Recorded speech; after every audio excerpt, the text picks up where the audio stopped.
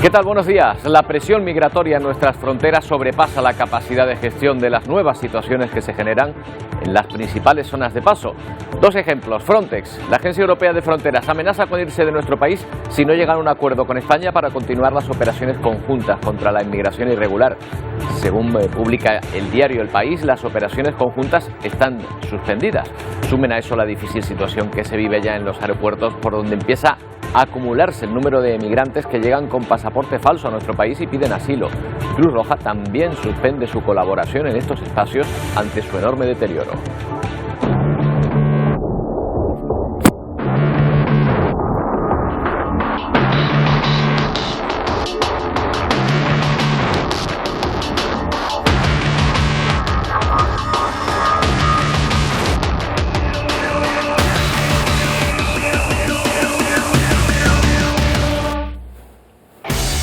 Respecto a la crisis con Frontex, la agencia trata de enfriar el debate y matiza que solo ha retrasado el inicio de una de sus operaciones conjuntas con España, no todas.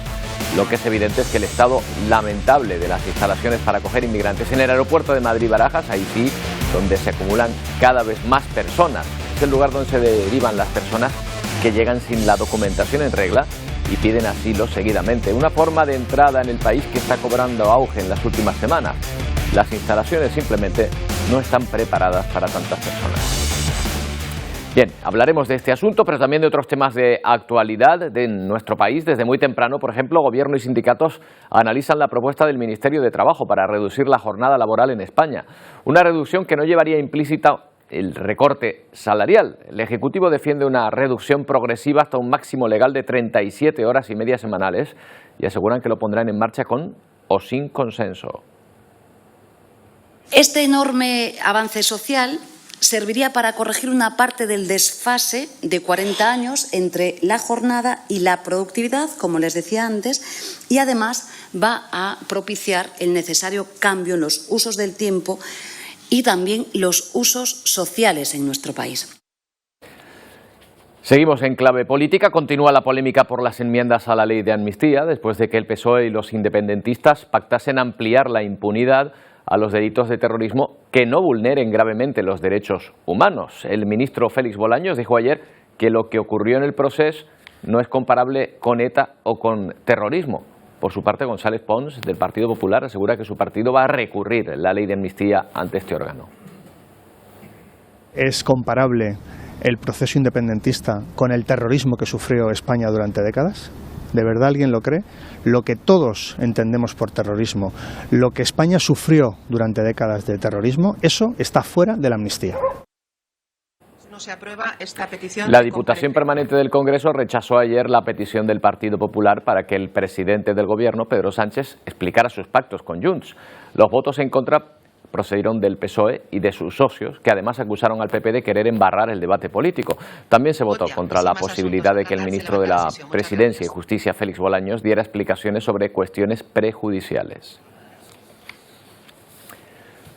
Bueno, ya saben que la amnistía está provocando un cruce constante de declaraciones entre partidos, pero también dentro del propio Partido Socialista. El presidente de Castilla-La Mancha y el ministro de Transportes mostraron ayer sus diferencias tras el pacto alcanzado con Junts para acotar los delitos de terrorismo y ampliar la impunidad de la ley de amnistía. Probablemente estamos muy en el límite ya, en el extrarradio de la Constitución, ¿no? Estamos a punto de pisar la frontera constitucional, ¿no? No, yo creo que quien está en el extrarradio del Partido Socialista Obrero Español es el señor Paje desde hace bastante tiempo. Nosotros estamos en el centro de la Constitución. El que gana la derecha es la extrema derecha en este país, no está en ningún extrarradio. Incluido el señor Sánchez, entonces. Yo gano a las elecciones y es a lo que me dedico. Bueno, pues el propio García Paje protagonizó ayer otra imagen del día, la que muchos llaman ya la conjura de Fitur. Justo en la Feria de Turismo, el presidente de Castilla-La Mancha, junto a los de la región de Murcia, Fernando López Miras, y Andalucía, Juanma Moreno, y también Carlos Masón, de la Generalitat de Valenciana, mostraron la irritación con la financiación de sus comunidades autónomas y pidieron que el fondo de nivelación entre ellas, mientras llega esa financiación que ellos consideran correcta. Hablan de unos 3.000 millones de euros, todo esto en un improvisado corrillo en los pasillos de IFEMA. Bueno, y continúan las reacciones a esa minicumbre de Fitur y también a los pactos por la amnistía. El líder del Partido Popular, Alberto Núñez Feijóo, ha elogiado a los presidentes autonómicos que no se callan, mientras Fernando Grande Marlaska, el ministro del Interior, asegura que el PSOE y sus decisiones están dentro de la constitucionalidad. No están dispuestos a callarse cuando la política de su país se ha convertido en un reparto de privilegios. Privilegios judiciales, privilegios económicos, privilegios territoriales. El Partido Socialista Obrero Español nunca ha estado en el extrarradio de la Constitución. El Partido Socialista Obrero Español es el partido que ha estado en la Constitución desde el minuto 1. Bueno, volvemos al tema de la migración, un fenómeno, ya lo saben, a nivel global.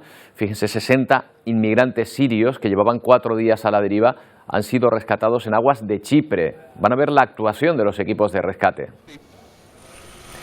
Esta persona lleva a un niño en brazos, lo trasladaban de la Guardia Costera al helicóptero. Todos sus ocupantes, entre los que había otros 2 niños más, tuvieron que ser trasladados al hospital, estaban deshidratados.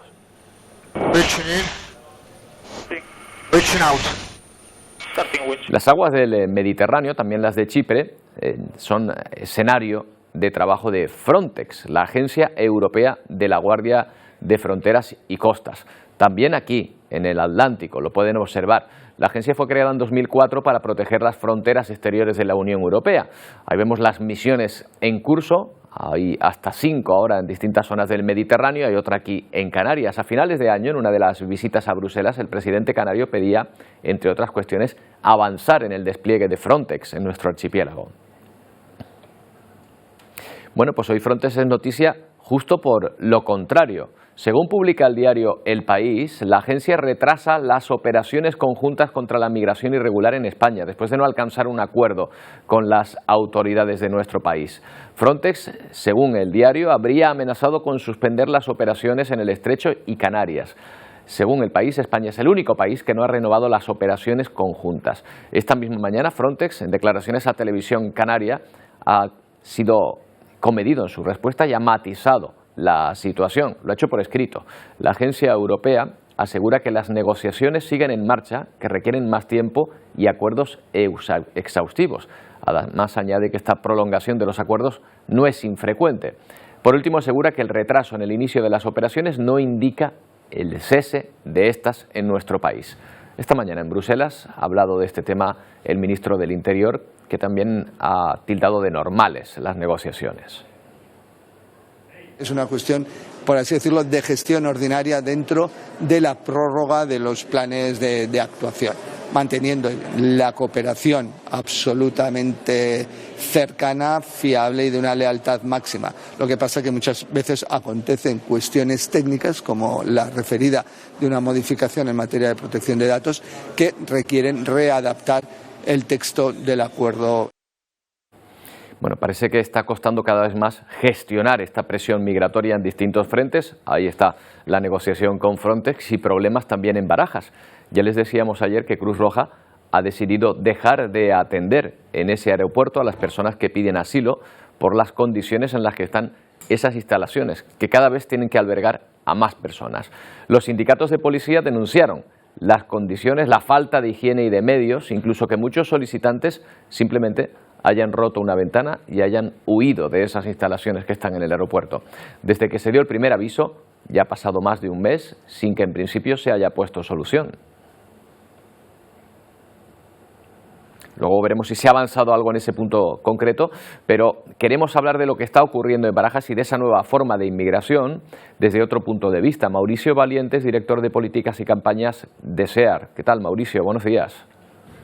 Hola, buenos días. Bueno, da la sensación de que no se estaba preparado para este tipo de inmigración. ¿Son los aeropuertos una nueva puerta de entrada para personas en situación irregular o que piden asilo? Bueno, son una puerta de entrada permanente. Además, siempre hemos recordado que es donde más personas llegan a nuestros países, ya sea con una voluntad de trabajar o huyendo de persecuciones. No es un fenómeno nuevo, ha habido situaciones también de una llegada masiva en algunos aeropuertos y lo que estamos viendo ahora ya habíamos advertido en agosto que era un proceso que se iba dando y que había que adoptar medidas. Claro, entonces a estas personas cuando llegan, pues hay que procesar su situación, abrir el expediente, todo esto lleva un tiempo y mientras tanto tienen que estar en esas instalaciones. Claro, eso puede prolongarse semanas, meses quizá. Sí, bueno, es además una medida que está contemplada en la ley, que además el Tribunal Constitucional se pronunció sobre ella y siempre con pues la precaución de que tiene que ser algo excepcional. Claro, los aeropuertos no están preparados para una estancia muy prolongada. Por eso son procedimientos que se desarrollan de una forma muy rápida, ¿no? Lo que pasa es que esta falta de previsión pues ha generado una situación que se ha salido de las manos y que necesariamente requiere una respuesta por parte de las autoridades. ¿Una respuesta que se traduciría en qué, Mauricio? ¿En habilitar instalaciones dentro del espacio de los aeropuertos para que la estancia allí sea más cómoda?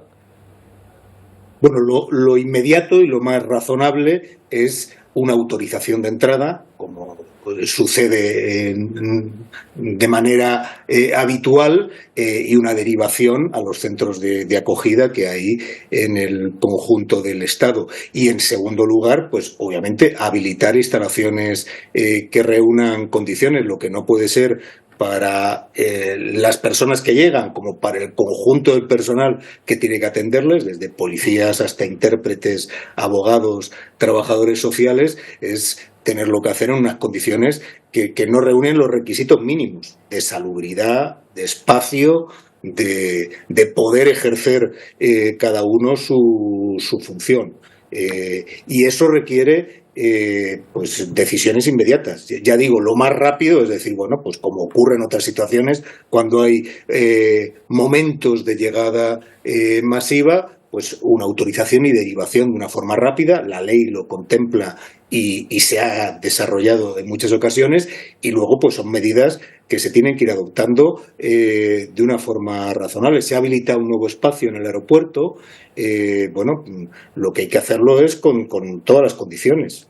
Entiendo. Mauricio, sí se ha detectado que la procedencia de estas personas varía. Es decir, tengo entendido que normalmente llegaban sobre todo del continente americano, pero ahora se está detectando muchas personas con falso pasaporte keniata que en realidad están llegando de Somalia.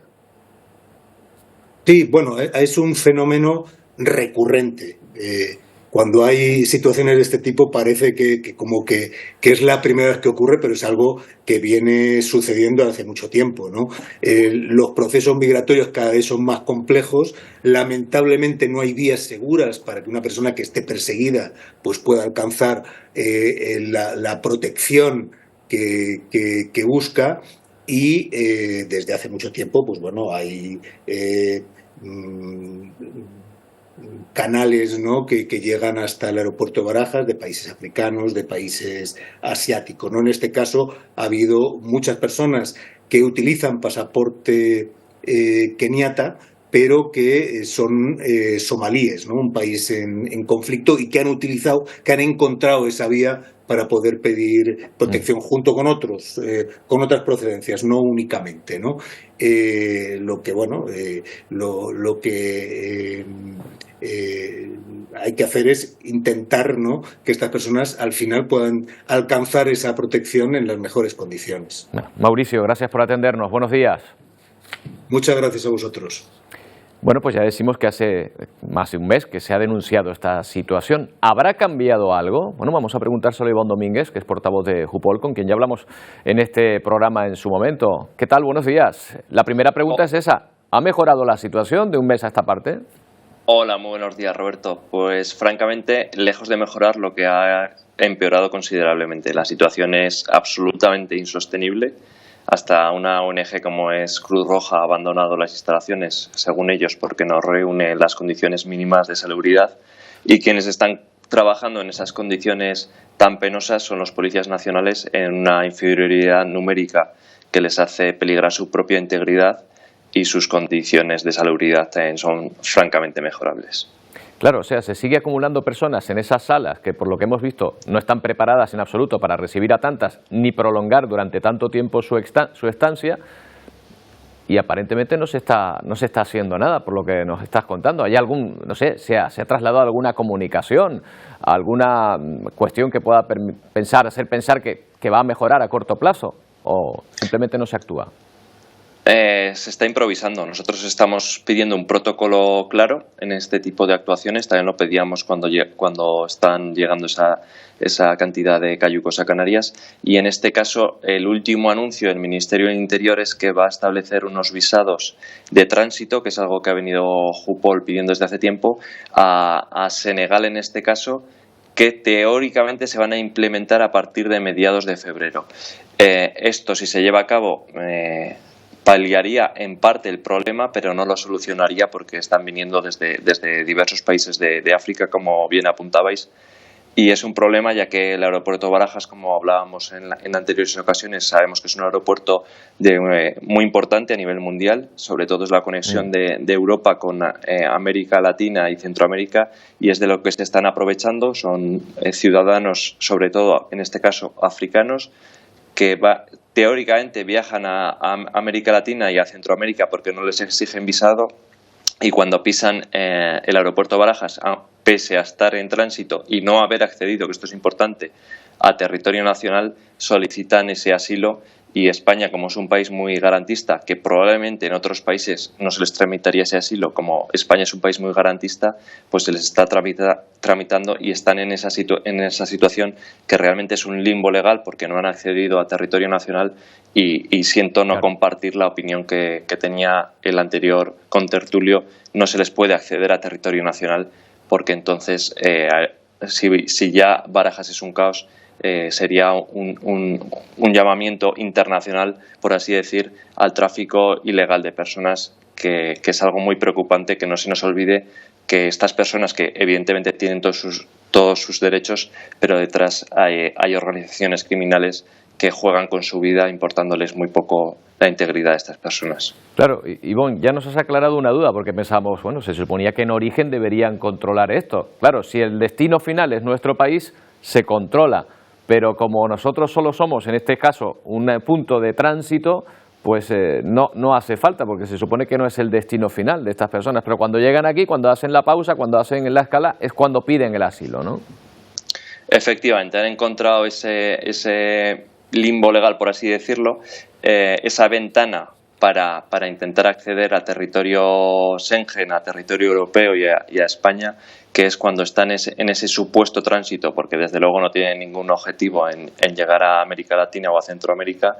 Cuando están en ese tránsito, importante recalcar, sin haber accedido a España, es un tránsito internacional, entre dos vuelos internacionales, pues lo que hacen es solicitar esa solicitud de asilo, y es lo que está desencadenando que esas personas estén en esa situación, que actualmente hay en torno a 400 personas en unas condiciones lamentables, así como los policías nacionales que les estamos custodiando. Entiendo, pero entiendo también otra clave que nos das a este respecto.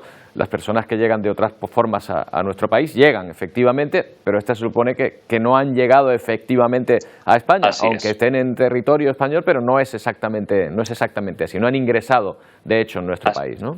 Así es muy complicado, y realmente desde el punto legislativo es complicado. Es muy diferente a, por ejemplo, cuando llegan los cayucos a Canarias, que efectivamente pisan territorio nacional y solicitan el asilo y ya están en territorio nacional. Las personas de Barajas objetivamente no han ingresado en territorio nacional porque estaban haciendo un tránsito internacional y no han accedido, por así decir, a España.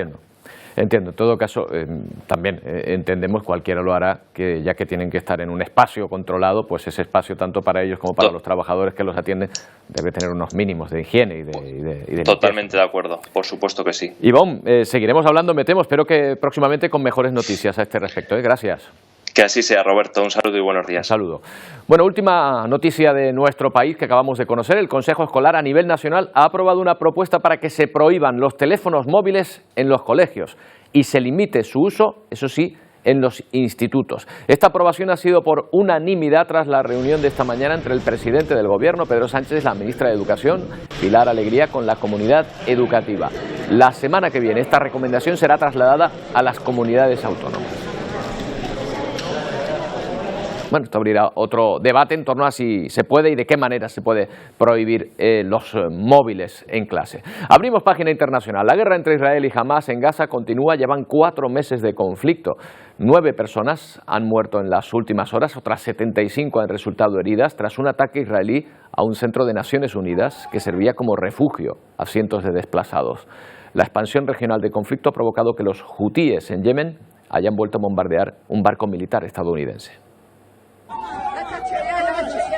En Gaza prosigue la ofensiva de Israel, que se ha cobrado la vida de 200 civiles en las últimas horas. 9 gazatíes han muerto tras un bombardeo a un campo de refugiados de Naciones Unidas. El malestar internacional ha provocado que incluso Estados Unidos, aliado del gobierno israelí, condene los hechos. Deploramos el ataque, afirma el portavoz del Departamento de Estado de la Casa Blanca. Al primer ministro se le abre un nuevo frente. Un audio filtrado ha sacado a la luz las críticas de Netanyahu a Qatar y Estados Unidos por no presionar lo suficiente, dice, a los terroristas. La tensión aumenta dentro y fuera de Israel. Familiares de los rehenes secuestrados por Hamás han llevado a cabo una protesta multitudinaria en Jerusalén y Tel Aviv, llegando incluso a cortar varias carreteras. Aunque las críticas no parecen detener a Israel. La portavoz del gobierno descarta un alto el fuego y el ejército hebreo sigue centrando su ofensiva sobre el sur de la franja. En Han Yunis, los soldados han cercado 2 hospitales, mientras en Rafah, frontera con Egipto, buscan supervivientes bajo los escombros. Esta gazatí, desplazada desde el norte, se lamenta de que no hay lugar seguro en Gaza. En el Mar Rojo, otro de los escenarios de esta guerra, la tensión también es constante. En las últimas horas, los hutíes aseguran haber alcanzado un barco militar estadounidense con un misil. Aunque Washington de momento lo niega. La explosión regional del conflicto ha provocado que los hutíes hayan ordenado a los ciudadanos británicos y estadounidenses que abandonen Yemen. Bueno, en Ucrania se sigue hablando del derribo de un avión militar ruso que, según Moscú, llevaba 65 prisioneros de guerra ucranianos a bordo, prisioneros que iban a ser intercambiados por rusos. Pero Kiev asegura que el avión transportaba en realidad armamento. El Servicio de Inteligencia Militar de Ucrania ha emitido una declaración en la que afirman no disponer de información segura sobre quiénes viajaban en el avión estrellado. Este es el momento en el que graban el avión ruso que se estrelló en Belgorod, en la frontera con Ucrania. Según el Ministerio de Defensa ruso, a bordo iban 65 prisioneros de guerra ucranianos junto a 6 miembros de la tripulación y otras 3 personas. No hay supervivientes. Zelensky acusó a Rusia de jugar con las vidas de los prisioneros ucranianos y los sentimientos de sus seres queridos, puesto que el Estado Mayor ucraniano reconoce que uno de sus misiles derribó el avión, pero según Kiev, transportaba armamento y no personas. El ministro de Relaciones Exteriores ruso convocó una sesión de emergencia del Consejo de Seguridad de la ONU para denunciar lo que consideran un acto de terrorismo. La inteligencia militar de Ucrania declaró que no se le pidió que garantizara la seguridad del espacio aéreo alrededor del área de Belgorod en el sur de Rusia, como sí ha sido el caso durante anteriores intercambios de prisioneros de guerra con Moscú. Bueno, extinguido ya ese incendio que ven en una refinería rusa de petróleo en el Mar Negro. La instalación orientada a la exportación a la zona meridional rusa es una de las muchas infraestructuras energéticas afectadas por ataques de drones en toda Rusia en la última semana. No hay víctimas ni heridos por culpa del fuego. La planta suministra combustible principalmente a Turquía, China, Malasia y Singapur. La compañía suministradora se ha visto obligada a suspender operaciones de esta enorme terminal. Bueno, ayer hablábamos de la festividad de los periodistas y hoy vamos a hablar con uno de ellos. Andrés Gutiérrez es uno de esos periodistas que ha visitado conflictos, es fotógrafo, trabaja para varios medios, entre ellos el periódico El Día. ¿Qué tal, Andrés? Queríamos hablar ayer, no pudo ser, lo hacemos hoy. ¿Qué tal? Buenos días. ¿Qué tal? Buenos días, Roberto. ¿Cómo te va? Muy bien. A ti hay que hacerte dos preguntas siempre que hablamos. O dónde estás o de dónde vienes. Bueno, ahora estoy aquí en las instalaciones del periódico tranquilo. Y bueno, la última escapada que hice fue por el Kurdistán turco, pero bueno, fue un poco ocio. O sea que... pero bueno, bien, escapando cada vez que puedo, cada vez que la actividad aquí me deja. Incluso recuperándome un poco de anoche que te vi allí en las murgas, ¿no? Estábamos ahí los dos trabajando. Bueno, esa es otra forma de comunicación, nada que ver con el periodismo que tú haces en otras cuestiones. ¿Te consideras un reportero de guerra, Andrés? No, en absoluto que no. Más, yo creo que si le haces esta pregunta a compañeros que están cubriendo conflictos actualmente, igual no van a estar muy de acuerdo con esa expresión, ¿sabes? Suena un poco extraño. Yo creo que somos reporteros, en todo caso, antiguerra, ¿no? O sea, y cuando te metes en un conflicto, cuando vas a hacer una cobertura no estándar, justamente lo que quieres es que acabe, ¿no? Que algo de tu trabajo logren encender en algún sitio una bombillita para ayudar que las cosas se aplaquen, ¿no? O sea, que creo que siempre se ha habido un poco de ser el reportero de guerra, ¿no? La guerra es algo que no nos gusta a nadie en absoluto. ¿Qué llama a un profesional de la comunicación a meterse en una situación tan complicada, tan difícil como es una guerra? ¿Hay un grado de inconsciencia? ¿Es una cuestión de adrenalina? ¿O simplemente, como tú dices, un compromiso para tratar de ayudar a que de alguna manera esto pare? Yo creo, Roberto, que hay un poco de todo, ¿vale? Yo creo que hay un poco de todo. Si es verdad que cuando te metes en esta profesión, creo que es necesario que te guste la acción, que te guste estar en la mitad de las cosas, que te guste ser la punta de lanza de las situaciones, ¿no? Eso es algo que es inherente a esta profesión y algo tiene que ver, por supuesto que sí. Lo que pasa es que luego hay otra parte, ¿no? O sea, cuando todo ese hype te pasa de estar metido en donde está el jaleo, te cae un poco la responsabilidad que llevas encima, ¿no? Y es un ejercicio súper bonito porque al principio cuando te metes en situaciones extrañas vas ahí con eso que dices, la adrenalina arriba, hasta que te das cuenta que tu trabajo es lo que va a ver la gente y lo que se va a enterar y la opinión pública se va a basar en lo que tú logres hacer, ¿no? Entonces yo creo que hay un poquito de todo, ¿sabes? Por supuesto que las ganas de querer que la situación cambie de alguna forma es uno de los pilares, ¿sabes? Y es lo que yo supongo que nos mueve a la mayoría, ¿no?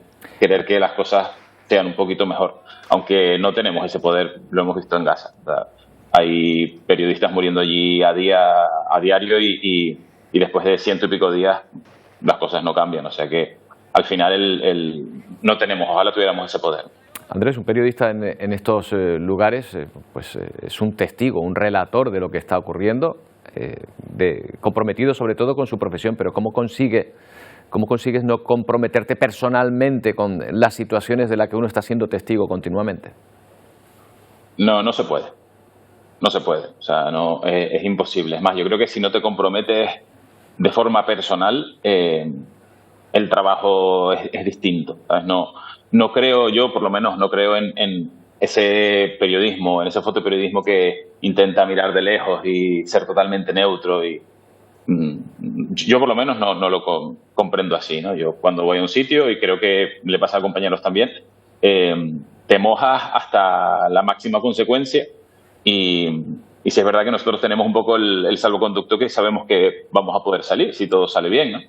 Luego la gente que se queda allí es la que sigue con esa pesadilla encima, pero tienes que comprometerte, yo pienso de forma personal, 100%. Eso le digo a los chicos a veces en la facultad que vamos a dar alguna charla y me parece que tenemos que comprometernos y estar muy cerca de las historias que nos toquen, que nos impregnen, que nos duelan y tal vez allí empiezas a hacer algo que vale la pena en el trabajo. Profesionalmente seguro que tiene muchas satisfacciones este trabajo, pero yo imagino que tiene un precio, tiene un coste también el hecho de estar ante situaciones tan duras. Yo creo, Roberto, que tiene como dos partes, ¿no? O sea, hay una parte que te llevas contigo que no sé si te termina siendo un poco, yo no diría amargado ni nada por el estilo, pero sí es verdad que te termina siendo como... no sé, como que vas con una especie de rabia todo el tiempo encima, ¿no? Pero al mismo tiempo te enseña muchísimo, ¿sabes? Y te enseña a ver cuando las cosas son realmente complicadas y lo que estás viviendo tú, y te enseña a mirar lo que has visto y a darte cuenta que no todo es tan grave, que hay situaciones mucho más complicadas y ¿sabes? Te da esa perspectiva bonita de lo que es la vida, ¿no? Entonces, pero es verdad, bueno, te digo que tiene ese precio pero bueno, yo creo que estamos todos encantados los que trabajamos en esto de pagarlo y de seguir haciendo todo lo mejor que podemos en esta profesión. Bueno, pues Andrés, ayer celebrábamos nuestro patrón, queríamos referirnos a la labor de los reporteros internacionales, reporteros de guerra, aunque no te guste el nombre, pero que están en los lugares de conflicto, y tú desde luego eres uno de ellos. Seguiremos hablando desde otra perspectiva. Muchísimas gracias Roberto. Muchísimas gracias. Un abrazo grande. Chao. Bueno, y Corea del Norte añade más tensión con la prueba de un misil de crucero. Es la primera prueba de este tipo de artefacto en 5 meses y el objetivo, dicen sus vecinos del sur, es mejorar los misiles existentes. Mientras Corea del Norte asegura que el lanzamiento de prueba no suponía riesgo alguno para la seguridad de los países vecinos, pero esta imagen de satélite que hemos visto es la prueba de la enemistad entre ambos países. El antes y el después de la demolición de un importante monumento en la capital de Corea del Norte. Precisamente un monumento que simbolizaba la reconciliación entre las dos Coreas por orden del líder norcoreano Kim Jong-un, que la semana pasada dijo que Corea del Sur era su enemigo principal, que la unificación ya no es posible y que eso de la reconciliación tampoco. Así que adiós monumento. Y en Estados Unidos, la republicana Nikki Haley continúa su batalla contra Donald Trump en su carrera hacia la nominación para la Casa Blanca. Presten atención a lo que sucedió esta madrugada durante su mitin en Carolina del Sur. Nikki Haley! How about the jury that is happening in Palestine? What are you doing about that? Los gritos de una manifestante que irrumpió en la intervención de la candidata para criticar el apoyo de Estados Unidos a Israel. La mujer, la que protestaba, fue abucheada y lo ven posteriormente por la multitud, además detenida y escoltada, invitada a salir del recinto. Después de haber perdido las primarias en Iowa y las de New Hampshire ante Donald Trump, Haley intenta remontar los resultados en ese estado en el que ha obtenido buenos resultados. De hecho, es el estado que la vio nacer y de la que fue gobernador. Miles de personas tomaron ayer las calles de Argentina para rechazar las medidas del presidente Javier Milei, una jornada de huelga general impulsada por el sindicato mayoritario en el país. Nos da los datos José Iniesta. Hola a todos. Acá tuvo un amplio acatamiento el paro que propuso la CGT. No solamente se notó en las calles y los diferentes gremios que ya habían anunciado su adhesión a esta medida de fuerza, sino se vieron afectados los servicios públicos de pasajeros de mediana y larga distancia. Tuvieron algunos que acomodar sus horarios, contratar servicios privados para poder llegar a sus trabajos, y algunos comercios definitivamente decidieron no abrir. Las calles se inundaron de personas que decidieron protestar por las veredas, en muchos casos respetando el protocolo antipiquete, pero en otras se tornaba inevitable algunos cortes que se vieron evidenciados por la cantidad de personas que participaron de esta medida propuesta por la CGT. Nos afecta a nosotros, pero bueno, va a ser un caos lo que es el tema del transporte para volver y todo. Me quedaría hasta las 5 o 6 de la tarde, pero hoy voy a tener que cortar antes para llegar al último, para volver justo a mi ciudad. Viendo si puedo salir antes, pedir permiso en el trabajo, porque veo que a la vuelta acá por lo menos los trenes hasta 5 y algo creo que van a salir los últimos. Hacemos una pausa y a la vuelta hablaremos con Facua, que denuncia que los alimentos se carecen un 875% del campo a los supermercados y reclama el doble etiquetado, de manera que los consumidores sepamos y podamos conocer cuánto ha cobrado los agricultores por los productos que se venden en los supermercados. ¿Es esto posible? ¿Serviría de algo? Se lo preguntamos a Facua en un momento. Del campo al súper los precios se inflan de una forma absolutamente descomunal. Hemos llegado a encontrarnos diferencias de hasta el 800%.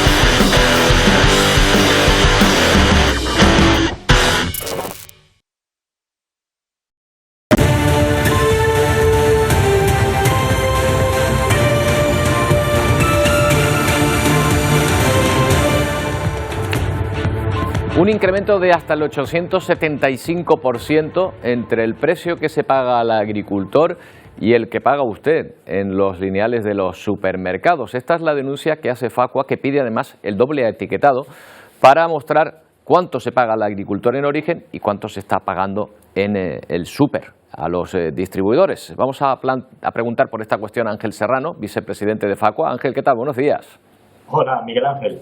Miguel Ángel, disculpa, buenos días. Oye, buenos días. Miguel Ángel, 875%. Esto será en algunos productos o en el conjunto, ¿no? Porque no todos habrán subido tanto, digo yo. Sí, es en algunos productos y dependiendo también de la cadena de supermercados donde los adquiramos. Pero lamentablemente estamos hablando de subidas muy elevadas. Hay otros productos que están en más de un 600% de subida.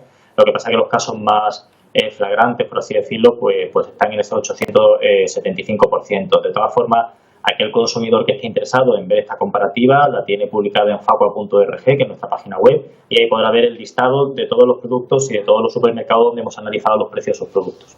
¿Algún producto en especial que les haya llamado la atención? Bueno, pues productos muy básicos, por ejemplo el tema del limón. En el tema del limón es donde vemos esa subida del 875%. En principio, cabría pensar que un elemento no deja de ser una fruta básica, ¿no? En nuestra dieta, como el limón, nada justifica que tenga esa subida. Por eso desde Facua llevamos denunciando ante las administraciones este tipo de circunstancias hace mucho tiempo. O sea, si nos encontramos ahora mismo en una situación en la que tenemos, por un lado, una serie de reducciones fiscales por parte del gobierno para intentar precisamente amortiguar la subida de los precios, y por otro lado nos encontramos que la producción en el sector primario en la primera fase implica que no está teniendo un incremento de costes especialmente llamativo, ¿cómo se justifica que haya un incremento de un 875%? Es evidente que hay una especulación en el mercado, hay una especulación de esos intermediarios que se encuentran entre el consumidor y el productor primario, que hace que el producto suba de esa forma tan estrepitosa. Y por eso hace falta que por parte de las autoridades se pongan medidas. Una de ellas, ese doble etiquetado que mencionabais antes, que el consumidor tenga claro cuál es el precio que se le carga total en tienda y cuál es el precio que tiene ese producto en origen, para que vea realmente cuál es el beneficio que ese establecimiento se está llevando. Otra medida que es necesaria, mayores controles por parte de las autoridades públicas que tienen competencia en esta clase de cuestiones como la CNMC. Es necesario que se revisen todas estas cuestiones, porque la propia normativa de reducción del IVA para amortiguar la inflación en determinados alimentos, esa propia normativa establece que esa reducción del IVA no se puede utilizar precisamente para aumentar márgenes, para sacar mayor beneficio por parte de las empresas que intervienen, ¿no? Y después, y como última medida, es que es necesario que vayamos a una intervención de precios por parte del mercado. En aquellos artículos, en aquellos alimentos que son básicos, es necesario intervenir los precios y poner precios máximos, porque está visto que con la simple reducción fiscal no es suficiente para que los especuladores del mercado metan mano en productos que son totalmente básicos para la dieta de cualquier consumidor. Pero también está visto, Miguel Ángel, que la intervención de precios, por lo general, no ayuda a bajarlos. ¿Seguro? ¿Qué ocurrió, por ejemplo, con las mascarillas durante el COVID? Cuando teníamos las mascarillas quirúrgicas a 5 euros y el gobierno decidió intervenir en el precio, hubo determinados expertos económicos, por llamarlo de alguna forma, que alertaron de que entonces ya no iba a haber mascarillas en ningún sitio. Oye, curiosamente, los precios en el mercado estuvieron por debajo de ese tope máximo que dijo el gobierno, y curiosamente pasamos de escasez de mascarillas a que hubiera mascarillas en hipermercados, en supermercados, en farmacias y en cualquier lado que el consumidor pudiera necesitar comprarlas. Y esos precios máximos, hoy por hoy, salvo que a mí me falla la memoria, siguen todavía vigentes, ¿sí? Miguel Ángel, también, siendo justos, en la distribución también se realiza un trabajo. Se carga la mercancía, se traslada, se transporta, se adecúa o se prepara, no sé lo que tendrá que depender de cada una, ¿no? Pero tendrá que hacerlo. Es decir, también hay un trabajo detrás que me imagino que ustedes son conscientes de que encarece su precio final. Sí, evidentemente hay un trabajo final que lógicamente tiene que encarecerlo, pero hasta un 875%. Nosotros pensamos que no. Nosotros pensamos que hay otra clase de elementos. Y un ejemplo relativamente reciente que denunciamos desde Facua fue precisamente con el precio del aceite de oliva, como la misma marca de aceite de oliva está más barata en supermercados de Portugal, quiero recordar, si no me falla la memoria, que en España. Lógicamente, si nosotros somos productores de ese aceite de oliva, siguiendo esa tesis que señalabas de que la distribución del producto pues lleva unos costes, cabe pensar que la distribución en el mercado nacional va a tener menos coste que la distribución a un país extranjero. ¿Cómo se justifica entonces que ese mismo artículo producido en nuestro país valga más barato en un país extranjero donde cabe pensar, en la lógica de cualquier persona que nos estuviera escuchando, que esos costes de distribución tienen que ser más caros porque hay un mayor kilometraje desde el punto de origen del producto al establecimiento donde se vende, ¿no? Es una de las cuestiones que también nosotros desde FACO nos hemos planteado, ¿no? Bueno, pues ahí está, la propuesta de FACO y la denuncia de esa subida de presión, la que vamos a seguir indagando, ¿eh? Lo haremos en próximos programas. Muchas gracias, Miguel Ángel, buenos días. Muchas gracias a vosotros, un saludo. Bueno, y vamos con una noticia científica alentadora. La fecundación in vitro podría salvar al rinoceronte blanco del sur de la extinción. Científicos alemanes han realizado la primera transferencia exitosa de embriones. En la actualidad solo hay 2 ejemplares vivos de esta especie. El último rinoceronte blanco del sur macho murió en 2018. Esto llevó a plantearse a los científicos el cómo salvar la especie de la extinción. Ahora, mediante la fecundación in vitro, esto es posible. El jefe del Departamento de Gestión de la Reproducción apunta que hicieron realmente posible lo imposible. Este es el momento en el que se realizaba la primera transferencia exitosa en una especie de rinoceronte blanco que es más abundante en el norte de Kenia. El jefe del departamento asegura que es un hito que permitirá reproducir crías de rinocerontes blancos del norte en los próximos 2 o 2 años y medio. El embrión macho y de casi 6,5 centímetros confirma el embarazo de 70 días. Por primera vez tenemos realmente la oportunidad de salvar de la extinción al rinoceronte blanco del norte, apuntó la embajadora de Kenia en Alemania. Un avance científico contra la extinción de esta especie protegida que ha sufrido las consecuencias de la caza furtiva. Enseguida llegan nuestros compañeros de Ponte al Día. Pedro, Wendy, ¿qué tal? Buenos días. ¿Qué tal, Roberto? Muy buenos días. Enseguida comenzamos Ponte al Día y lo vamos a hacer con las terribles imágenes de un nuevo y presunto caso de maltrato animal, en este caso en la isla de La Graciosa. Perros atados, sin agua, tirados en sus propias heces y asustados y desesperados ante esa situación. Lo vamos a analizar con colectivos animalistas. Además, hoy también les vamos a ofrecer el ranking de países con mayor número de personas con alopecia. Sepan ustedes que España ocupa la segunda posición. Vamos a ofrecerles con detalle algunas alternativas y sobre todo siempre pues hacer ese llamamiento de acudir a centros especializados. Y también en otro tono, ya conocemos, y lo sabes tú bien, Roberto, las 8 finalistas del concurso de murgas adultas del Carnaval de Santa Cruz de Tenerife. Todas ellas se verán las caras en la final del próximo viernes y mientras tanto en Las Palmas de Gran Canaria todo está listo ya para dar comienzo a los carnavales del mundo. Esta noche el pregón, pistoletazo de salida con nuestras orquestas y que podrán ver en directo aquí en Televisión Canaria. También nos haremos eco de la locura desatada nuevamente por las entradas de la preselección drag. Así es, también. Por cierto, antes de tanta fiesta, todavía quedan 6 días para terminar este mes de enero. A ustedes también se les está haciendo interminable, una cuesta más inclinada que nunca. Vamos a hablar también de este asunto, de esta cuesta de enero, con nuestro economista de cabecera, Jonathan Márquez, y también con las denominadas economistas del hogar. Con todo esto y muchos más asuntos, les esperamos aquí en tan solo unos minutos en Ponte al Día. Hasta ahora. Enseguida les vemos, compañeros. Las fuertes lluvias en el norte de California, en Estados Unidos, han provocado grandes riadas. Una mujer quedó atrapada en el techo de su coche durante 15 horas, nada menos. En este momento en que los rescatistas en helicóptero conseguían llegar a ella, se puso fin a su sufrimiento. Fue un campista quien la localizó. La mujer se había dejado sus pertenencias dentro del coche, fue a buscarlas y ya no pudo salir de allí. Bueno, esto es Galicia, que ha rebajado el nivel de alerta por el vertido de pellets, de microplásticos, una decisión acordada tras evaluar los trabajos realizados hasta ahora en las playas. Por lo visto, las labores de limpieza han ido bien y la alerta se ha rebajado.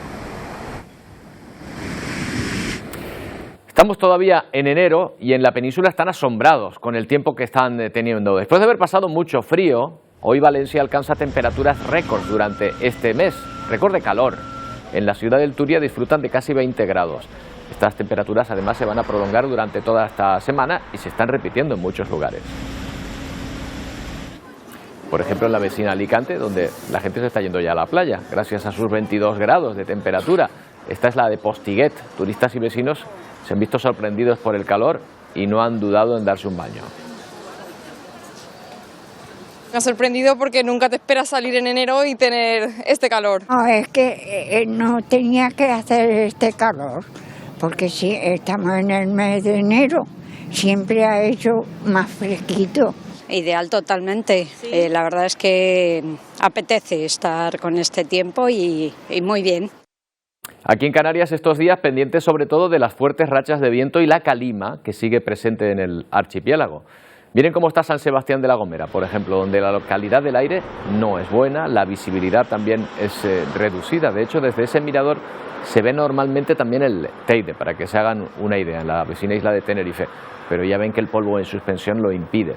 En numerosos puntos de La Gomera las rachas durante la pasada madrugada superaron los 90 km por hora, algo más de 100 km por hora en Malpaso, en El Hierro o en Izaña, en el Tenerife. Una situación que junto a la baja humedad en el ambiente sigue manteniendo en prealerta las islas occidentales y Gran Canaria por riesgo de incendios. Riesgo de incendios en pleno mes de enero, lo nunca visto. Bueno, nos vamos con unas imágenes de la ciudad de Londres. Estas que ven son una serie de instalaciones de luz en el distrito financiero de Canary Wharf, en la capital inglesa, con motivo del Festival Anual de Luces de Invierno. Conforman pequeñas esculturas o algunas de gran tamaño que se exhiben en medio de la calle y en distintos puntos de la ciudad. Ya ven que llaman muchísimo la atención. Con estas imágenes dejamos. Volvemos mañana a partir de las 11 en una nueva edición de Atlántico Noticias. ¡Feliz día!